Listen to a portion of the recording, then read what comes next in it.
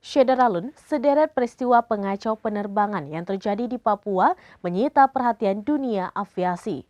Pada tahun 2023 ini sudah terjadi beberapa kali gangguan penerbangan sipil di Papua. Berikut informasi selengkapnya untuk Anda. Syederalun, sederet peristiwa pengacau penerbangan yang terjadi di wilayah Papua menyita perhatian dunia aviasi. Ketua Ikatan Pilot Indonesia atau IPI Kapten Ramanoya mengatakan selama kurun waktu 3 bulan pada tahun 2023 ini terjadi 4 kali gangguan keamanan penerbangan sipil di Papua.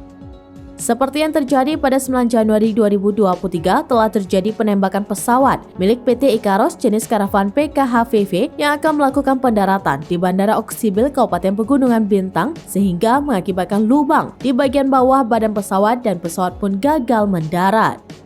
Tidak hanya itu, bahkan kejadian kedua pada 7 Februari 2023 terjadi lagi pembakaran pesawat milik PT Susi Air jenis Pilatus PC-6 Porter PKBVY di Bandara Paro, Kabupaten Duga, Papua Pegunungan, serta pilot Kapten Philip Smart Martens disandera hingga saat ini masih belum dilepaskan. Selain itu, pada 11 Maret 2023 terjadi lagi penembakan pesawat penumpang milik PT Trigana Air Type B737-500 PKYSC saat melakukan tinggal landas dari Bandara Nop Goliat DKI Kabupaten Yahukimo, Papua Pegunungan. Dari kejadian itu, kata dia, mengakibatkan lubang di bagian bawah badan pesawat.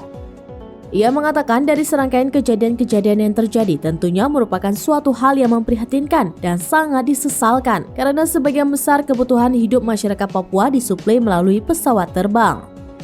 Menurut Noya, penerbangan sipil di bumi cendrawasih sudah menjadi urat nadi kehidupan masyarakat di Papua.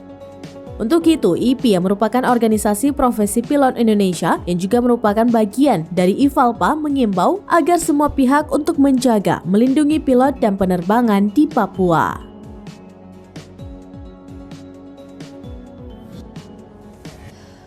Demikian informasi terkini, Syederalun, saksikan terus beragam informasi menarik lainnya di kanal YouTube dan juga Facebook seraminis.com.